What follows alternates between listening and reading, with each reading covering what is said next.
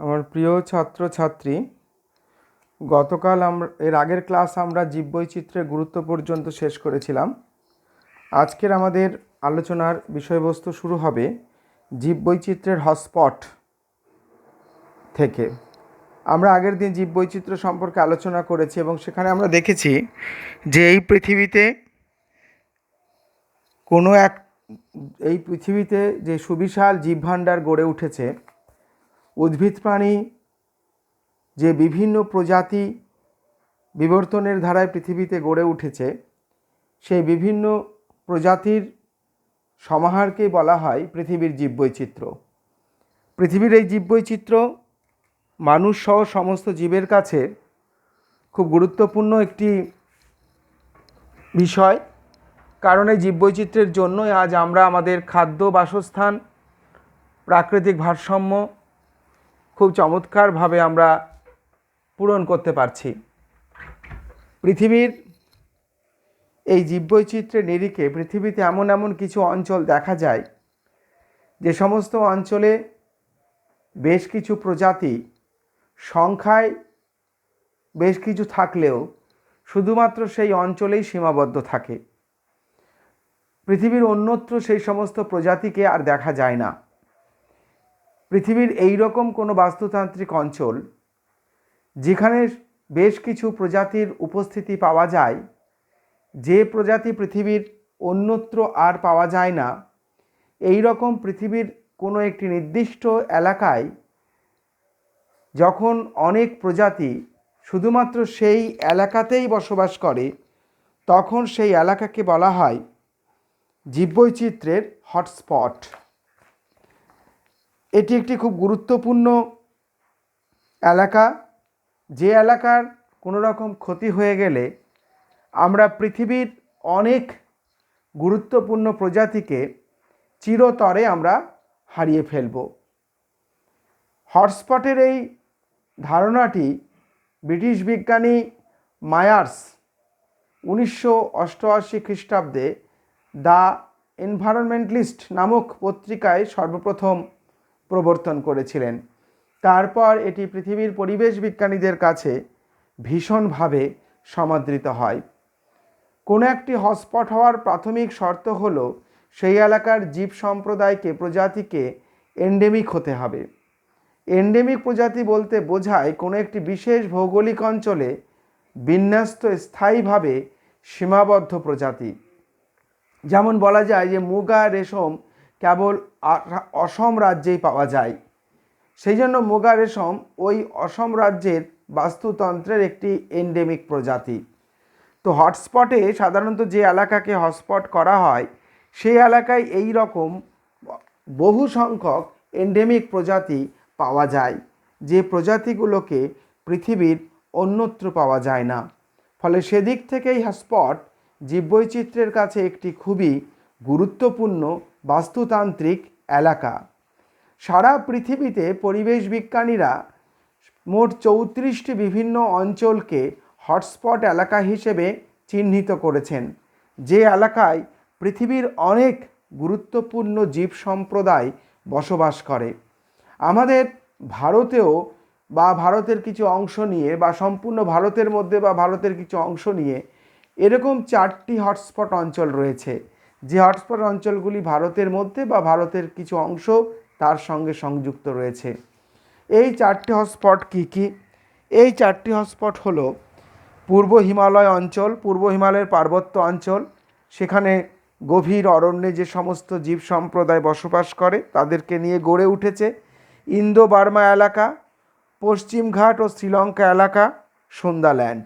এর মধ্যে পূর্ব হিমালয় আমাদের উত্তর পূর্ব হিমালয়ের পার্বত্য অঞ্চলের সিকিম, অসম, অরুণাচল প্রদেশ এবং পশ্চিমবঙ্গের উত্তর ভাগের কিছু হিমালয় সংলগ্ন বনাঞ্চল নিয়ে গড়ে উঠেছে, পার্বত্য বনাঞ্চল নিয়ে গড়ে উঠেছে। ইন্দো বার্মা এই হটস্পট এলাকাতে কোন অংশ, ভৌগোলিক কোন অংশগুলো নিয়ে গড়ে উঠেছে? মণিপুর, মিজোরাম, ত্রিপুরা, মেঘালয়, নাগাল্যান্ড এবং দক্ষিণ অসমের কিছু অংশ। পশ্চিমঘাট ও শ্রীলঙ্কা। পশ্চিমঘাট আমরা জানি ভারতের দক্ষিণ পশ্চিম ভারতের পশ্চিমঘাট যে পর্বতমালা রয়েছে, সেই পর্বতমালার সমস্ত বসবাসকারী জীব সম্প্রদায় এখানে বহু প্রজাতি পাই, যা পৃথিবীর অন্যত্র আমরা পাই না, এবং সেই প্রজাতি খুবই গুরুত্বপূর্ণ ভূমিকা পালন করে আমাদের পৃথিবীর বাস্তুতন্ত্রে। এছাড়া রয়েছে শ্রীলঙ্কার উত্তর পশ্চিম উচ্চভূমির কিছু অংশ। রয়েছে আরেকটি হটস্পট, যেটি ভারতের কিছু অংশ রয়েছে, সুন্দাল্যান্ড। এখানে দক্ষিণ পূর্ব এশিয়ার সুমাত্রা বর্ণীয় অঞ্চল রয়েছে, সুমাত্রা ও বর্ণীয় অঞ্চল রয়েছে, এবং ভারতের নিকোবর দ্বীপপুঞ্জ এই অংশের মধ্যে পড়ে। এই 4টি হটস্পট ভারতের অংশ নিয়ে বা ভারতের সঙ্গে ভারতের বাইরের অন্য কোনো দেশের কিছু অংশ নিয়ে গড়ে উঠেছে। এই হটস্পটগুলি পৃথিবীর অন্যান্য হটস্পটের তুলনায় খুবই গুরুত্বপূর্ণ সারা পৃথিবীর জীব বৈচিত্র্যের কাছে। প্রতিটি এলাকাতেই বেশ কিছু গুরুত্বপূর্ণ প্রজাতি থাকে, যা পৃথিবীর অন্যত্র আমরা কিন্তু আর পাই না। ভারতের এই পূর্ব হিমালয় যে হটস্পট, এই পূর্ব হিমালয় হটস্পটে বিভিন্ন ধরনের প্রজাতি রয়েছে। যেমন ভারতীয় অংশে প্রায় 5,800 উদ্ভিদ প্রজাতি রয়েছে, 2,000 প্রজাতি তার মধ্যে এন্ডেমিক। তবে হ্যাঁ, হটস্পটে প্রচুর এন্ডেমিক প্রজাতি থাকবে, তার মানে এই নয় কিন্তু সেখানে সারা পৃথিবীর অন্যত্র জায়গায় বসবাসকারী প্রজাতি থাকবে না, তা কিন্তু নয়। এন্ডেমিক প্রজাতি যেমন থাকবে প্রচুর সংখ্যায়, তার সঙ্গে এমন কিছু প্রজাতি থাকবে যেগুলো ওয়ার্ল্ড ওয়াইড তার ডিস্ট্রিবিউশন, সারা পৃথিবীর বিভিন্ন অংশে যেগুলোকে পাওয়া যায়। প্রাচীন সপুষ্পক উদ্ভিদের প্রাচুর্য এখানে রয়েছে। এখানে প্রায় 45টি প্রজাতির স্তন্যপায়ী প্রাণী রয়েছে, 17টি প্রজাতির সরীসৃপ, 50টি প্রজাতির পাখি রয়েছে। এছাড়া এখানে 36টি উদ্ভিদ প্রজাতি সহ মোট 163টি বিপন্ন প্রজাতি রয়েছে, যারা পৃথিবীতে এই মুহূর্তে খুব বিপদগ্রস্ত হয়ে পড়েছে। যেমন কলসপত্রী, পিচার প্ল্যান্টস এই অঞ্চলে পাওয়া যায়, যা পৃথিবীর অন্যত্র পাওয়া যায় না, এবং তারা বিপদগ্রস্ত, ধীরে ধীরে অবলুপ্তির পথে এগিয়ে যাচ্ছে। একশৃঙ্গ গন্ডার, সোনালি লেঙুর, এরাও এই অঞ্চলের খুবই বিপদগ্রস্ত এন্ডেমিক প্রাণীর অংশবিশেষ। এরপর হচ্ছে ইন্দো বার্মা এই হটস্পট আমরা আগে আলোচনা করেছি কোন অংশ নিয়ে গড়ে উঠেছে। এখানেও নানা ধরনের প্রজাতি এখানে আমরা পেয়ে থাকি। পাখিদের মধ্যে প্রায় 12,500 প্রজাতির পাখি রয়েছে, তার মধ্যে 60টি প্রজাতি মোটামুটি এন্ডেমিক, এই অংশ ছাড়া আর কোথাও পাওয়া যায় না। এখানে স্তন্যপায়ী প্রাণী প্রজাতির মধ্যে 70টি এন্ডেমিক, মোট প্রজাতি আছে 430, আর তার মধ্যে 70টি এন্ডেমিক, মানে সেই 70টি প্রজাতি পৃথিবীর অন্যত্র পাওয়া যায় না। ভাবতে পারি কি আমরা গুরুত্বপূর্ণ এলাকা এই এলাকাগুলি। এছাড়া এই অঞ্চলে প্রায় 13,500 প্রজাতির উদ্ভিদ রয়েছে, তার মধ্যে 7,000 প্রজাতি এন্ডেমিক, অর্থাৎ 7,000 প্রজাতির উদ্ভিদ এখানে পাওয়া যায়, যা পৃথিবীর অন্যত্র পাওয়া যায় না। কত গুরুত্বপূর্ণ এই হটস্পট! তাহলে এই হটস্পট যদি কখনো অবলুপ্ত হয়ে যায়, এই যে এন্ডেমিক প্রজাতিগুলো, এই হটস্পটের যদি জীব সম্প্রদায় হটস্পট যদি ধ্বংস হয়ে যায়, এখানে যদি বাস্তুতন্ত্র পুরোপুরি নষ্ট হয়ে যায় কোনো প্রাকৃতিক কারণে বা মানুষের সৃষ্ট কারণে, তাহলে দেখো প্রায় 7,000 প্রজাতির উদ্ভিদ আমরা পৃথিবী থেকে হারাবো, 70টি প্রজাতির স্তন্যপায়ী প্রাণী, প্রায় 60টা প্রজাতির পাখিকে আমরা পৃথিবী থেকে হারাবো। ফলে সেদিক থেকে এটি কতটা গুরুত্বপূর্ণ। এছাড়া এই অংশে বিভিন্ন ধরনের অর্কিড, সোনালী গ্রীবা ময়না, সায়ামিন, কুমির পাওয়া যায়, যা পৃথিবীর অন্যত্র পাওয়া যায় না, এবং সেগুলি এই মুহূর্তে যথেষ্ট বিপদগ্রস্ত রয়েছে। পশ্চিমঘাট এবং শ্রীলঙ্কা যে হটস্পট রিজিয়ন, এই হটস্পট রিজিয়নও পৃথিবীর জীববৈচিত্র্যের কাছে খুবই গুরুত্বপূর্ণ। এখানে প্রায় 5,000 প্রজাতির সংবহন কলাযুক্ত উদ্ভিদ রয়েছে, তার মধ্যে 1700 এন্ডেমিক প্রজাতির। এখানে 20টি এন্ডেমিক প্রজাতির স্তন্যপায়ী প্রাণী রয়েছে, মোট স্তন্যপায়ী প্রাণী প্রজাতি এখানে 140। এখানে পাখিদের মধ্যে 36টি এন্ডেমিক প্রজাতি, তার মধ্যে 450টি মোটামুটি পাখি মোটের উপরে পাওয়া যায়। এখানে বিভিন্ন ধরনের উদ্ভিদ প্রাণী পাওয়া যায়, যা এই এলাকাতেই পাওয়া যায়। তাহলে হটস্পটের দিক থেকে কিন্তু এই অংশ খুবই গুরুত্বপূর্ণ। সুন্দরল্যান্ড আমরা আগে আলোচনা করেছি কোন অংশ নিয়ে গঠিত, সুন্দরল্যান্ড হটস্পট।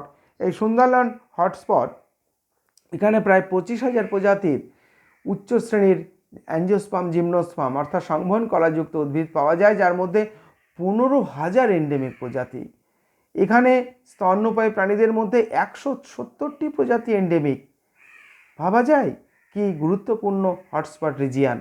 380টি মোট স্তন্যপায়ী প্রাণী পাওয়া যায় মোটামুটি, 770টি প্রজাতির পাখি পাওয়া যায়, তার মধ্যে মোটামুটি 150টি এন্ডেমিক এই অংশও সেদিক থেকে খুবই গুরুত্বপূর্ণ একটি হটস্পট রিজিয়ান। তাহলে পৃথিবীর এই হটস্পটগুলো কিন্তু জীববৈচিত্র্যের দিক থেকে এতটাই গুরুত্বপূর্ণ যে এই হটস্পটগুলোকে যদি আমরা ধরে না রাখতে পারি, বাঁচাতে না রাখতে পারি, তাহলে কিন্তু পৃথিবীর একটা বিরাট সংখ্যক প্রজাতিকে আমরা হারিয়ে ফেলব। ফলে হটস্পটের জীববৈচিত্র্যের দিকে কিন্তু হটস্পটের গুরুত্ব অপরিসীম। এবার আমাদের আলোচ্য বিষয় এই যে জীববৈচিত্র্য পৃথিবীর বাস্তুতন্ত্রের কাছে বা আমাদের কাছে খুব গুরুত্বপূর্ণ একটি বিষয়। যতক্ষণ পৃথিবীর জীববৈচিত্র্যকে আমরা ধরে রাখতে পারবো, ততক্ষণ পৃথিবীর বাস্তুতান্ত্রিক ভারসাম্য রক্ষিত হবে এবং পৃথিবীর সকল জীবের সঙ্গে সঙ্গে আমরাও সুরক্ষিত থাকব। কিন্তু নানা কারণে পৃথিবীর এই জীববৈচিত্র্য আজ হ্রাস হচ্ছে, সংকুচিত হচ্ছে। অনেক প্রজাতি পৃথিবী থেকে ইতিমধ্যেই চিরতরে অবলুপ্ত হয়ে গেছে, যা কিন্তু আমাদের অনেক ক্ষতির কারণ হয়ে দাঁড়িয়েছে। আবার অনেক প্রজাতি, অনেক গুরুত্বপূর্ণ প্রজাতি এখন অবলুপ্তির পথে। হয়তো আগামী 2-10 বছরের পর আর আমরা তাদেরকে পাবো না, তাদের অস্তিত্ব আমরা পৃথিবীতে পাবো না। এখন পৃথিবীর এই জীববৈচিত্র্য কেন ধ্বংস হয়ে যাচ্ছে, তার কারণ খুঁজতে গেলে আমরা দেখব প্রাকৃতিক কারণ কিছু রয়েছে ঠিকই, কিন্তু বেশিরভাগ কারণই হচ্ছে মনুষ্য সৃষ্ট। মানুষের কিছু কুকর্মের ফলে, পরিবেশ বিরোধী কাজের ফলেই আমরা আমাদের বাস্তুতন্ত্রে অনেক প্রজাতিকে আমরা হারিয়ে ফেলছি। আমরা যদি একটু সেগুলোকে অনুসন্ধান করি, প্রথমে আমাদের বলতে হবে এ ব্যাপারে, প্রথমে আমাদের যে পয়েন্টটা নিয়ে আলোচনা করতে হবে সেটা হচ্ছে জমির ধরন পরিবর্তন। প্রাকৃতিকভাবে কোনো একটি বনাঞ্চল যখন বাস্তুতন্ত্র হয়ে থাকে, সেখানকার জীব বসবাস করে। সেটা একটা অরণ্য হতে পারে, একটা পার্বত্য অঞ্চল হতে পারে, একটা জলাশয় হতে পারে, জলাভূমি হতে পারে। একটা জলাভূমি, একটা বড় প্রাকৃতিক জলাভূমি, সেখানে অনেক উদ্ভিদ প্রাণী সহাবস্থান করে, একসাথে বাস করে অনেক প্রজাতি। এবার সেই জলাভূমি যদি কোনো কারণে আমরা ভরাট করে ফেলি, জলাভূমির ভূপ্রকৃতিকে পরিবর্তন করে যদি আমরা সেখানে সমতল ভূমি, উঁচু ভূমি বানিয়ে বাড়িঘর বানিয়ে ফেলি, তাহলে সেই জলাভূমিতে যত উদ্ভিদ প্রাণী ছিল, একটা জলাভূমিতে শতাধিক প্রাণী প্রজাতি পাওয়া যায়, শতাধিক উদ্ভিদ প্রজাতি পাওয়া যায়, বা তারও বেশি প্রজাতির পাওয়া যেতে পারে। সেখানে নানা রকমের কীট পতঙ্গ, জলজ কীট পতঙ্গ, মাছ, জলজ অন্যান্য প্রাণী, পাখি সে সমস্ত বাস্তুতন্ত্রকে ঘিরে বেঁচে থাকে, নানা রকমের উদ্ভিদ বেঁচে থাকে। যখনই আমরা সেই জলাভূমিকে ভরাট করে তার ভূপ্রকৃতিকে সমভূমিতে পরিণত করে সেখানে আমরা বাড়িঘর বানিয়ে ফেলছি, বা অন্য কোনো হাট বাজার বসিয়ে দিচ্ছি, তখনই কিন্তু সেখানকার সমস্ত জীব হারিয়ে যাচ্ছে। এবং সেখানে যদি এমন কোনো জীব থাকে যার বিস্তৃতি পৃথিবীর অন্যান্য অঞ্চলে সেভাবে নেই, তাহলে তারা কিন্তু অবশ্যই বিলুপ্তির পথে এগিয়ে যায়। এছাড়া অনেক ক্ষেত্রে মানুষের যাতায়াতের জন্য বনের মাঝখান দিয়ে বড় রাস্তা তৈরি করা হয়, তার ফলে অনেক জীব অকালে প্রাণ হারায়, মারা যায়, তাদের বাসস্থান নষ্ট হয়ে যায়, তারা বিনাশের পথে এগিয়ে যায়। অনেক সময় বাঁধ নির্মাণে কোনো নদী অববাহিকা অঞ্চল প্লাবিত হয়ে পড়ে, ফলে সেখানকার বহু জীবের মৃত্যু ঘটে। শিল্প স্থাপনের জন্য অনেক ক্ষেত্রে বন্য উদ্ভিদ প্রাণীর বসতি বিনাশ করে ফেলা হয়, জঙ্গল ধ্বংস করে ফেলা হয়।